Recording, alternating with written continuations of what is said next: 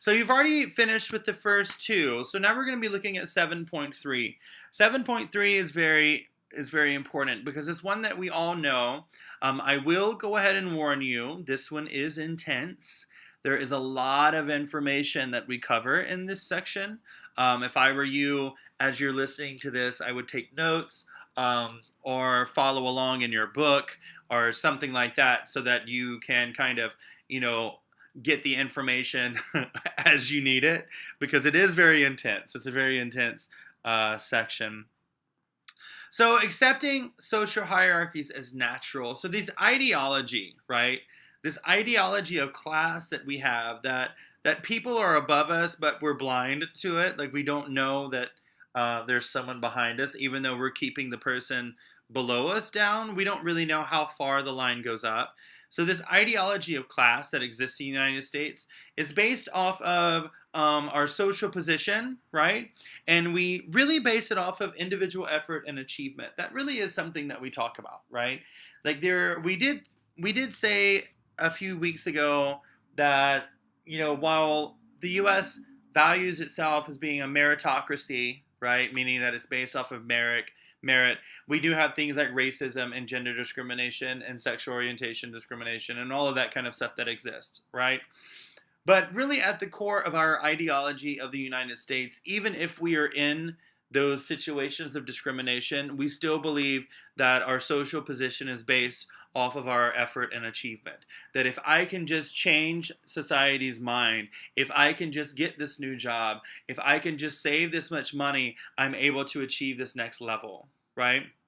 So at the same time, right, like I just said, is that we say, oh, okay, everything is based off of your individual achievement and all of this kind of stuff, but we also talk about biological characteristics, right? So like race, intelligence, and we consider gender as being a biological trait. I personally do not because I'm a queer anthropologist. So I don't consider to me gender is something completely socially constructed, but that gender construction is actually based off of a biological ideal, right? So when I considered to dress like to be dressed like a dude or to be dressed like a female, right? What I as a queer individual, what is considered quote unquote passable, I'm actually judging it based off of what society has told me those two biological genders should dress like. It's very complicated, but yeah. Um, so this hierarchical ordering, right, is seen as some type of natural law, and it's with that natural law that there's a lot of issues, right? For those of you who are interested in kind of more of this idea of class and what is natural and what is not, in my Anthro 20 queer anthropology class, this is really what we talk about a lot, right? So we talk a lot about this construction, and that is natural law really that, right? And I can say, just I don't want to spend too much time on this because we're going to be talking about it later, but considering what is natural is very, very, very, very, very subjective, because the natural world is definitely not how we as humans view it, okay? So if you have any more questions about that in particular, this number 3, do get in contact with me. Just because that's a whole other class right there. But if we look at the next slide, so kind of European and American societies, like we've stratified societies by racial classification for a really, really long time. This painting was actually done in, I believe, the late 1800s, and it was the people of the Orient. I know, right? Calling people Oriental is ridiculous. But what this is pretty much the whole continent of Asia, and which is why you still have the white Russian guy up here, right? You have those who look very Turkish and Middle Eastern, all the way down to South Asians, and then all the way west. And actually, kind of it represents a geographic kind of view of how people look, and in terms of kind of where they are. Traditionally, membership in a certain ethnic and racial group was enough to define social, political, and economic status, especially in European and American societies. In the US, one's racial identity is often determined if you can vote, if you can hold office, if you can attend certain schools. It was something that was used not only towards African Americans, but also used towards indigenous individuals, towards immigrant individuals, toward, I mean, the list goes on and on and on, right? Even to the point to where it depends on what quote unquote kind of white you are, where Irish immigrants and Scottish immigrants were looked down on, and even in times of war, German immigrants were imprisoned as well. And it was an ideology, but also at the same time looking down on your status and kind of how American you were, which is very, very hard to define in and of itself. This racial stratification was codified into law until the second half of the 20th century, and we are still dealing with this, kind of idea of a codified racial law today. It's something that we all know about, and many of our grandmothers and grandfathers lived through that time. So, and parents as well. My parents remember it. So, in terms of kind of these laws existing, they're so new that they're gone. Like, people in this society haven't yet been able to deal with it, right? And kind of looking forward on this idea, the ideology and race is something that's very complex, because it's my belief system of race. You can actually, if you are kind of interested in this, I actually know a lot of studies between the US and Brazil who have almost exactly the same history in terms of slavery and whatnot, but it was the perceptions of race in Brazil that make things different than the British. The Portuguese viewed race in a totally different way than the English did. So we see that historically played out in our two countries. So if you're interested in that, definitely reach out to me. But racial stratification was claimed by some to be God's will, in which God intended some people to be inferior to others. And this is a very, very early drawing. I think this is actually from like the 1700s, of the different crania of what they would consider the races of the world, right? And what they did is they equated them with kind of an animal and kind of a species of animal. It is very bizarre, extremely bizarre, reading this stuff. And you also see some extremely stereotypical pictures of, these individuals. This would be the upright European gentleman who's great. This is actually a depiction of someone who is from Inuit, right? Kind of the Arctic. You have someone here from Asia or China. Then you have someone here from, which would be the New World. So be a North American indigenous individual. Here's someone from Africa, south of sub-Saharan Africa. You have someone here from what would probably be North Africa and parts of the Middle East. And then here you have South Asia and Southeast Asia. And what's very interesting is that they would really talk about kind of like the animals that they would hunt and kind of how that has affected their anatomy. Now, of course, to attempt this natural order is just ridiculous in humans. I mean, because it's any of you who've taken biological anthropology know that it's not like this. However, this is actually the beginning of that discipline. It's one of the dark pasts of anthropology, is this whole era that we're about to talk about. Kind of looking at these ideas, I just want to really point out the fact that, science is not infallible, right?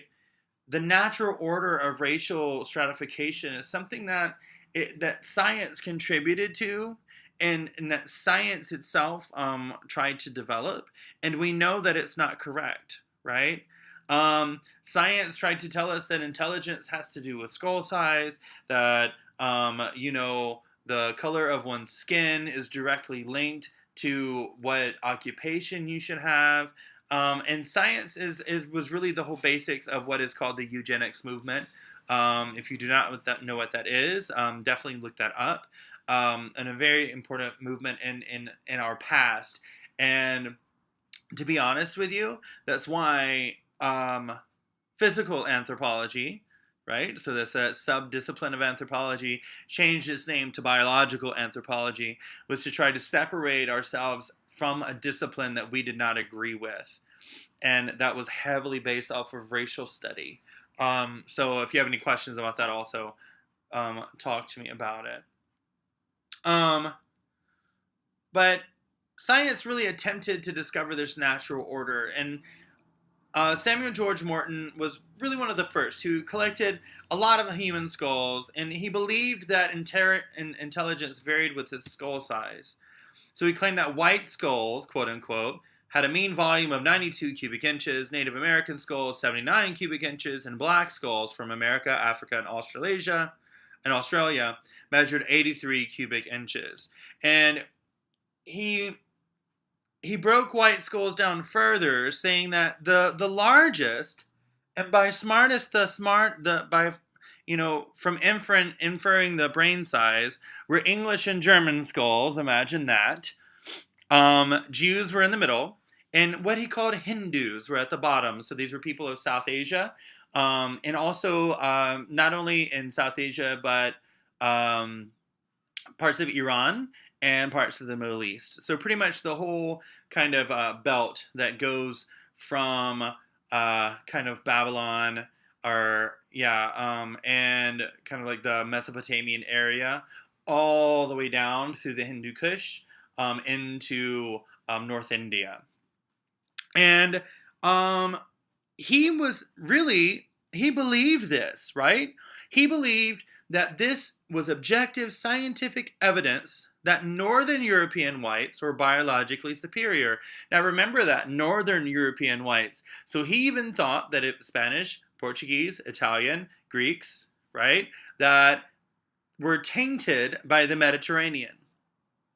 So this was this idea that that according to kind of your skull size, which is totally pseudoscience and totally ridiculous, equated some type of intelligence. And we have photos like this, right? So this is actually from the British Library. And this line of thinking, right? If we stop and think to ourselves, how has this line of thinking continued until today's society? Like, we obviously live in a world where people think that the lighter tone you are, the smarter you are, the more apt you are to retain a job, the more able you are to complete a task. It's ridiculous that there are some countries where schools, not necessarily in the United States, it does exist, but not at the level as in other places, where you are put in a category and you go to a school based on the color of your skin. Yes, I know, it's crazy, but that's the truth. It does continue, these ideas. Do people really still believe this? Absolutely yes. Absolutely yes. People say all the time that maybe, African American athletes are better at playing basketball or better at running because they have more muscles in their legs. Come on, that's pseudoscience. That's not something that's actually based off of reality. It's based from this time.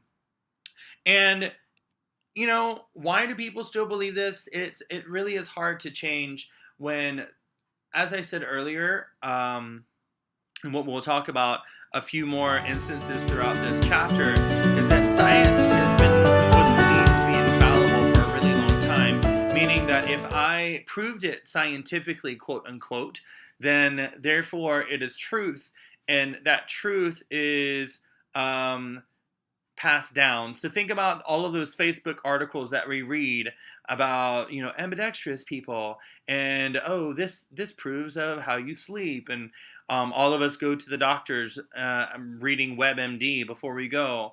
The thing is that science is great, but when you accept science as being 100% perfect, that's when we start getting into problems, okay? Especially when dealing with human beings. The next, really, Stephen Jay Gould re-examined Morton's data, and this is actually one of my favorite pictures of any person in the world. I have no idea what's going on with this bird, but it's there, and I love it, and you can enjoy it as well. But this biologist in the 70s really was trying to figure out, and he's like, why are people, quote, like, citing this guy's kind of work as evidence? I'm going to redo it. So what he did is he got skulls together and really kind of wanted to do it again. He described the data as a patchwork of fudging and finagling, and that Morton probably did this unconsciously, and he selected results that confirmed what he and other Americans, quote unquote, already knew, right? And really, he skewed the data to fit into the ideology that was already existent at the time. Gould reanalyzed these skulls and found that the Native American collection contained a large number of smaller-brained Inca skulls, which aren't even from this area of the world, right? And a smaller number of larger-brained Iroquois skulls. So Morton didn't even control for this discrepancy. There is a big difference in New York, the New York area of the United States, and Peru, right? There's a huge difference in those areas, and he didn't even account for that discrepancy. Those of you who take statistics know that is a huge no-no, right? That is not good. So when Gould corrected Morton's sample biases, he found that there was no difference between European American and Indigenous American cranial capacity. None whatsoever. Also, Morton did not account for the effect of body size on brain size, meaning that male skulls are typically larger than female skulls. We know this to, a certain degree, we're pretty certain about this. This was missed in Morton's measurements of what he called black skulls. Gould remeasured these black skulls, correcting for the sample bias, and actually found that the cranial capacity of black skulls was slightly higher than that of white skulls. So going on Morton's idea of intelligence, what would the difference be in that his data? It would actually be saying that blacks from the US, Africa, and Australia, so those were his, groups, would be smarter than white people. So the data would change a lot. So Gould really uncovered that Morton's kind of quote-unquote scientific research that was held and cited in so many papers was actually not even truth and was not credible. Gould did not believe that Morton deliberately did this, but Morton rather assumed that his data would show and set about achieving it, meaning that sometimes in this class, I will have like an ethnography project or whatnot, and one of the most difficult things is when doing ethnography is that I go with a research question, but I can't form my interview questions, I can't really interpret the data, I can't lead a focus group with those questions in my mind, because of course I'm going to guess that the answers are in line with my question. That's a natural human thing, right? We've all had that moment where someone has asked us a question and they're leading us to an answer. In the court of law, this is called leading the witness, right? I can't ask you a question legally and try to force you into an answer. And that's what Morton did. While both Morton's measurements and his belief that brain size indicated intelligence were discredited. So these ideas persisted well into the 20th century until now to support an an ideology of race justified on natural grounds, which is completely wrong. Okay?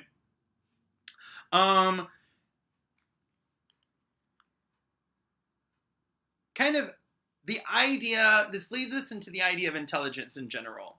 And we've gone through kind of that whole thing in the late 1800s, early 1900s, to be honest with you, that your brain capacity, your brain casing, the size of your head, had something to do with how intelligent you were. But he wasn't the only one at the same time doing it, right? Intelligence is something that we, as a culture, as a Western culture, really value. I mean, if you look at our education system, the higher up you go, you should be making more money. I can tell you that that's not necessarily the truth, but it gives you a kind of a level of prestige, right? So it kind of ups that level at least. So the social construction of intelligence is very important. So Morton's studies are an attempt to show that social hierarchies are the result of a natural innate ability. So the idea is a key part of U.S. ideology, which is that everyone has an equal opportunity for success. Failure is due to some weird intrinsic personal failure that may or may not exist. If one's social position is not based on one's own work and achievement, but is rather some failure of society, it suggests that social arrangements and policies should be revised. So those of you who are also very familiar with the U.S. policy, that they don't like that.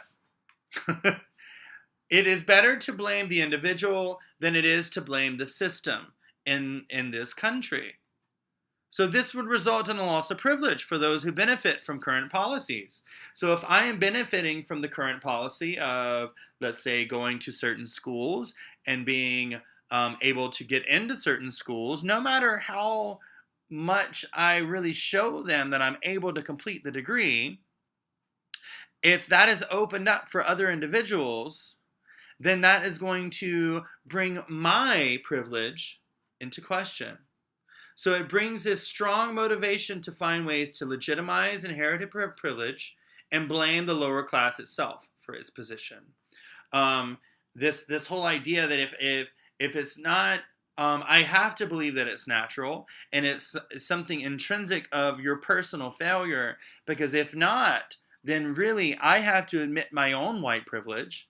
I have to admit my own privilege in general. All the privileges that I have to admit that.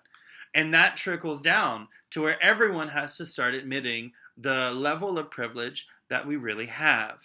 So social hierarchies in the U.S. is really held up by this idea that if you did not pass, if you did not pass a course, then you should just try harder, right?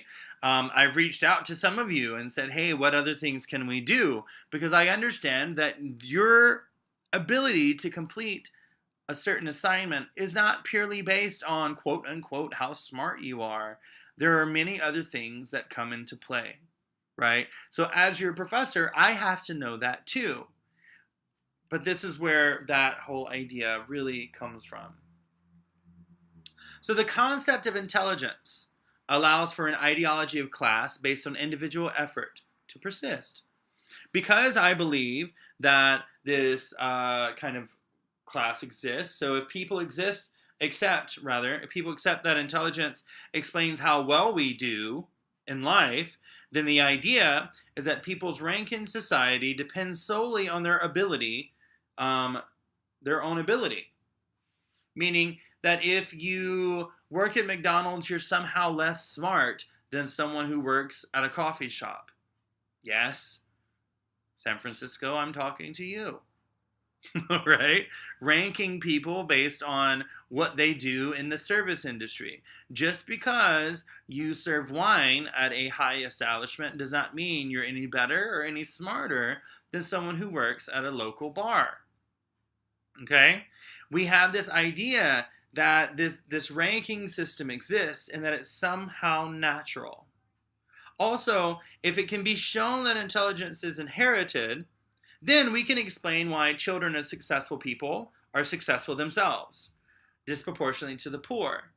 And that's really the attempt of intelligence studies, was to say, okay, we know inequality exists because of debt. We know inequality exists because of, racial discrimination and ethnic discrimination. Intelligence, though. So if I'm smart and I work for Google and I have a child, that child will also be smart and will be able to kind of continue and follow in my path. Academics are actually the worst in this category, to be honest with you. Teachers and professors expect their children to really continue the line, even though they rationally know that that is not what intelligence is. Okay. So we know, like I said, intelligence is a social construct. But one of the things when dealing with intelligence is that it's a concept that contains a number of questionable assumptions, and these assumptions they're questionable because they just don't make that much sense. The first one, it's assumed to be a single entity. Intelligence is assumed to be this one all-encompassing thing that exists, and it exists and it is something tangible, and I can point to it on a graph and say that is intelligent. When I point to a grade and I say that person is intelligent because they got an A. Here's the thing. I am not the most intelligent person in the world. I know that. I do value what I do know, but I am also very aware of what I do not know.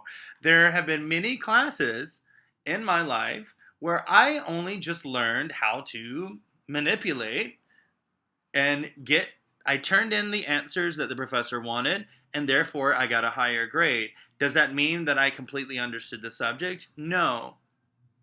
I took a very difficult class called Comparative Politics in undergrad, and do I know that much about politics? No, I don't. I know a good amount, but did I really deserve that A that I got? Probably not, if it was based off of, that kind of idea.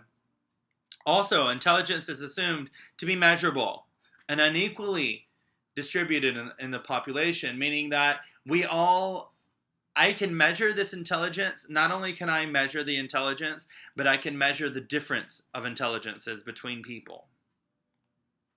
The amount of intelligence people have is presumed to be fixed, so it doesn't change. I have the same amount of intelligence from when I was born to when I die, which is, we kind of think is ridiculous now, but this was actually a thought for a really long time.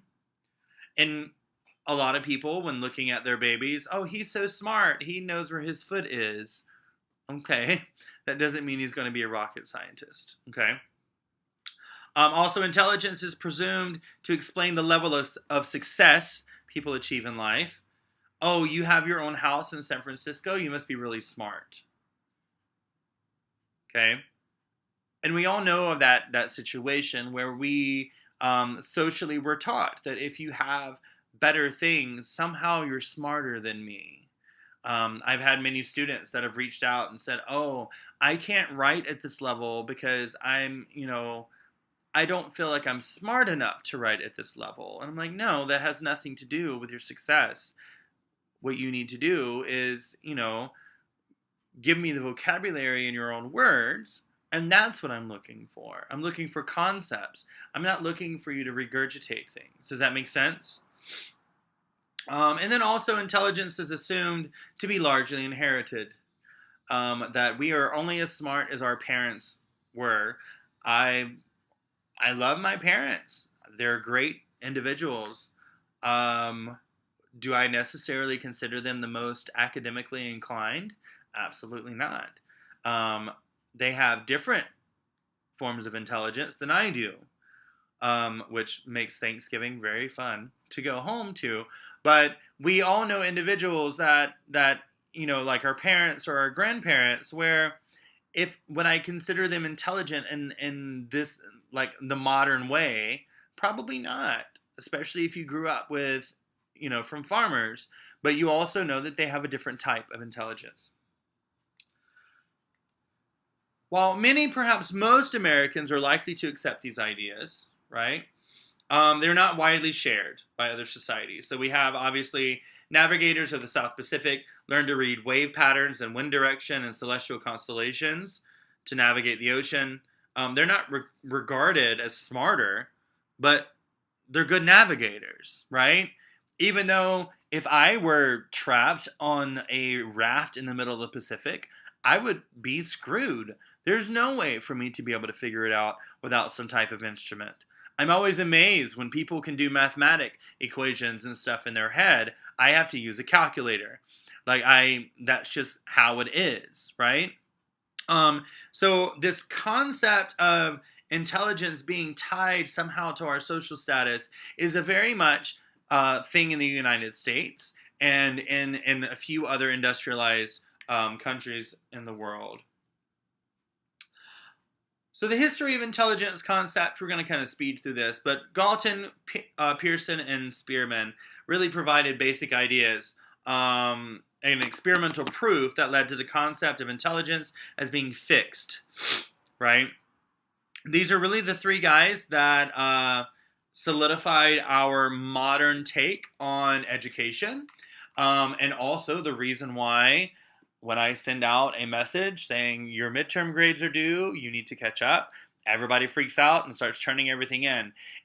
These are the three individuals that are the reason why your transcripts matter.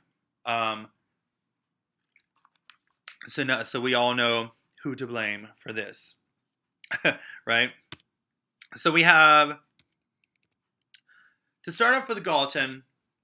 Galton is actually the nephew of Charles Darwin.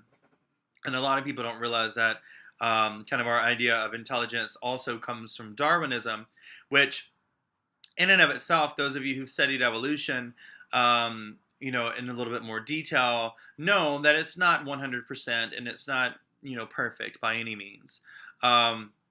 He believed that intelligence was just a matter of breeding, meaning, if this fine fellow from British society marries this fine female from British society, then therefore they're going to have fine children, right?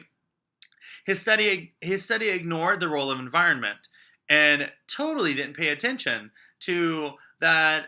Yeah, I can be born into a very fantastic rich family, but that does not mean I'm going to be a genius. He selected his sample of eminent men from British upper and upper middle classes, leaving out businessmen and women. Thus, eminence was limited to a narrow range of activities and occupations. So he was a nephew of Charles Darwin and himself a member of upper middle class. So he was picking people that he already knew. So of course he wants to be part of this group of geniuses himself. Talk about a personal bias and talk about ethnocentricity. Meaning that Galton, when he would look at others, he would actually say, oh, well, he's not smart because he's not a British gentleman. And even to the point to where Galton's ideas of, kind of intelligence is also where we get a lot of the kind of fan history, right, of Einstein. Because everybody says, well, Einstein failed out of school and Einstein failed out of blah, blah, blah. Einstein also was Jewish and he also wasn't of the same social class as someone like Galton. So you have people who are reporting about Einstein saying that, oh, he was so stupid growing up, when actually it wasn't that. It was just that he didn't fit into what they thought of as socially being intelligent. Kind of makes you think, right? In terms of when we judge each other and say, oh, you're not smart or you can't fit into this category, it really depends on what I consider to be intelligence. Galton's was based off of an upper class perspective of intelligence, meaning that if you did not go to Harvard or Yale, you're not smart. Simple as that. Okay? And this idea is still very prevalent in society. He also was the one that said that genius, mediocrity, imbecility were all analogous to certain physical characteristics. He believed that intelligence manifested itself in kind of the way that you look. So he was very judgmental that if someone had a kind of heavier eyebrow, and he would say they looked like a Neanderthal, so he would call them a dunce. And he thought that intelligence manifested itself in people's faces, right? Um, to continue this, Carl Pearson, so he's the second one, he said, so mental characteristics like physical ones were the outcome of heredity. So he also believed that this was found in our genes and our genetic makeup. He arrived at this conclusion he did two physical measurements of pairs of brothers who unsurprisingly had a high correlation. So they're probably twins. There were a lot of twin studies in this time. And then he has teachers to rate the pair of brothers on a series of mental characteristics, placing them on a scale of 6 sublevels of intelligence. So when his teacher rankings were tabulated, Pearson again found strong correlation between brothers, which he argued proved the power of inheritance. Well, here's the thing. There are a lot of flaws in this study, because he's using teachers' judgments, which are very highly subjective and questionable. There is a reason why I, as a teacher, submit grades to you and give you a rubric of what I'm looking for in terms of your writing. I'm a teacher. I'm a human being as well. I have biases. When I have a class of 45 students, yes, there are some students that I like to hear talk more than others. We know that. I've had teachers that I know did not like me, but I didn't feel that they weren't being objective. And that's that important part of really accountability, right? Of having accountability, that I'm not just grading you because I don't like you. Does that make sense? And Pearson never even paid attention to this. Those of you who have children, those of you who have taught children, or those of you who have taught bigger groups, know that there are always some in the group where you're like, ugh, come on, continue. Like, let's go. You need to do better, right? And it's one of those things that I have to be reflective of as a teaching professional, because that can be unethical if I go too far. Just like I've had done to me by certain professors. He didn't pay attention to this.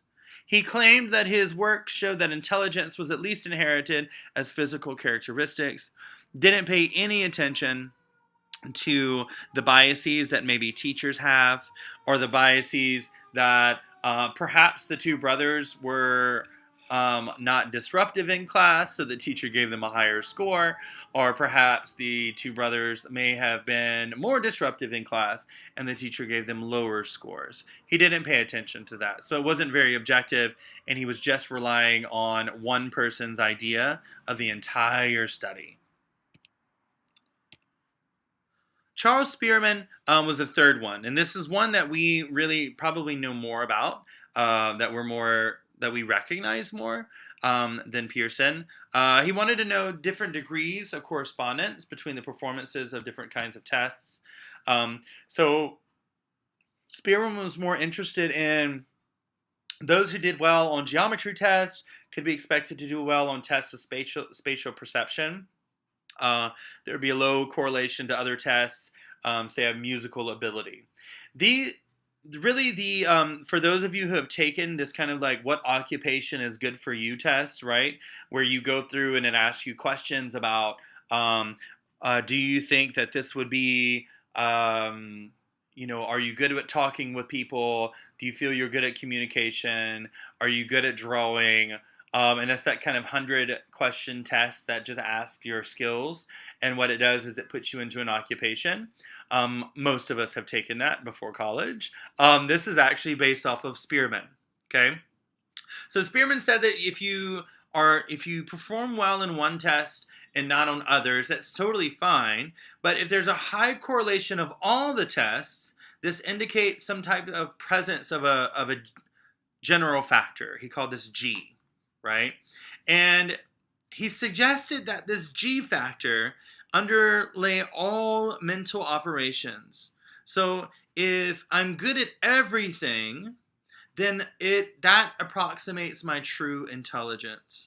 If you think about it, this is really the current mode that we use as major educational institutions. If you're good at math, if you're good at French, if you're good at geometry, if you're good at biology, if you have a 3.9, I consider you intelligent. Do we see where that works out? That's why we take so many different subjects, is based off of Charles Spearman. If the existence of this G factor could be proved, it would undermine the common idea that different people could be intelligent in different ways. And we really see this with kind of this idea of mechanical knowledge, logical, arithmetical, and spatial knowledge. And here is this G factor. So if I only have knowledge in this area, it would mean that I'm not intelligent, and equally with logical, spatial, and arithmetical, right? So I'm missing some other part. And when I overlap, right, it means I'm a little bit smarter.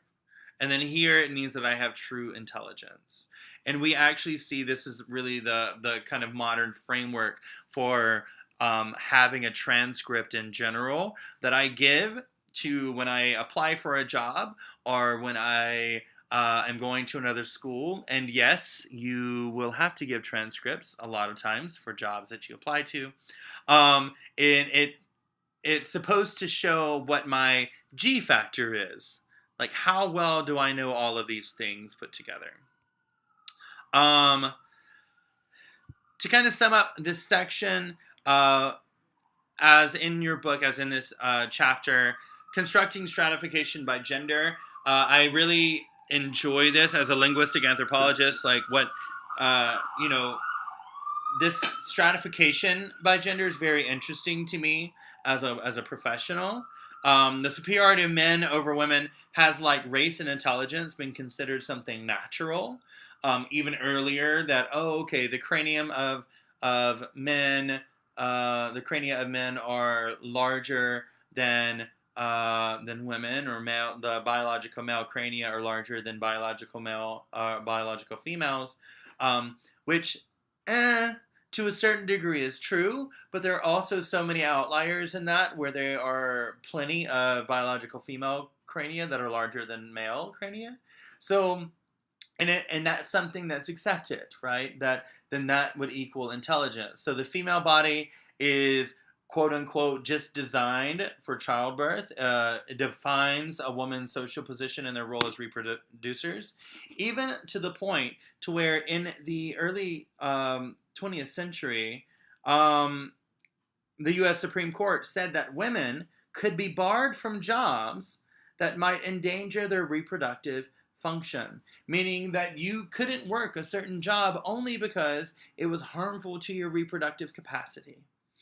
The idea that biology made women lesser persons, right, is deeply embedded in U.S. culture, and sometimes in very subtle ways. Emily Martin talks about this, and examined the language used to describe various aspects of female biology, and she was actually very interested in concepts of, like, in the 19th century, we really get this English term of labor, right? Before that, they didn't really discuss how women giving birth would be called labor. So that's something like the female body being a factory. Also, how menstruation was a sign of failure of an egg to implant. This idea that something failed in this working mechanism. Menopause is somehow some negative event that is marking the end of a woman's reproductive usefulness. We see this in a lot of pop culture, where women going through menopause are viewed as, in some weird way, as less of women, which is not something that most traditional societies view as. Martin argues that similar attitudes persist today, so they're encoded in our biology and medical texts. I encourage you to kind of break open your bio books, or if you're a medical professional, take a look at your medical books. Examples are: menopause is described as a breakdown of communication between the brain and reproductive organs of the body, kind of insinuating this somehow the system doesn't work well anymore. Current language still depicts the female body as a machine that breaks down at menopause because it can no longer produce. And menstruation is similarly described as a breakdown or disintegration, a sign of an idle factory or a failed produced system, meaning that this egg didn't work out, so it's cast away in a sea of blood. Do you know what I mean? It's described in these super kind of um, dark ways and negative ways, to the point to where many women um, view menstruation as being a negative thing, that it's something that's unhealthy, it's something that they don't want to do, and or they wish would go away, and it's seen as something that is embarrassing when it is a natural process, and there are benefits for it, of course, for the female body. And these are all socially constructed changes in the use of language, right? The use of language. Something equally interesting in terms of this line of thinking is that is something that I do in my linguistic anthropology class. So Anthro 4 is what I told you about last week. That Martin really compares this language used to describe male productive system and is completely opposite, right? The same textbook that Martin is looking at that says that menstruation is something negative, menopause is something negative, describes the production of the sperm as amazing because of the sheer magnitude of the sperm, right? This photo right here shows it as being some crazy, I'm thinking of like sci-fi moment where you have all of these ships from, Battlestar Galactica or whatever, kind of attacking this one egg, and that this one little guy here has this magical moment, right? And that it's all done because of the male sperm. Similarly, male bodily processes similar to menstruation are not described, right? Males, we have seminal fluid that leaves our body through nightly ejaculations or whatnot, and it moves to the male ducts, but it's never described as a breakdown. It's never described as shedding, right? Martin's analysis reveals that the U.S. ideology of gender stratification remains embedded in our language and our scientific ideas about reproduction and the body. So it makes women seem like lesser beings and normal reproductive processes as negative and dirty.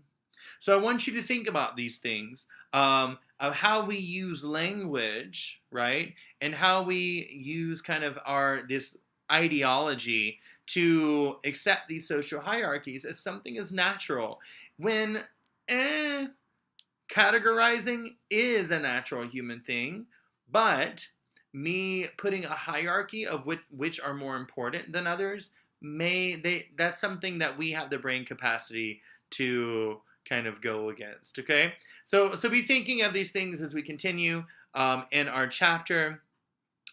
So if you have any questions, definitely get in contact with me, and I can answer any questions you may have. As usual, if you want to skip or go to another section, please click the top left corner of your screen. You should see a drop-down menu there to continue.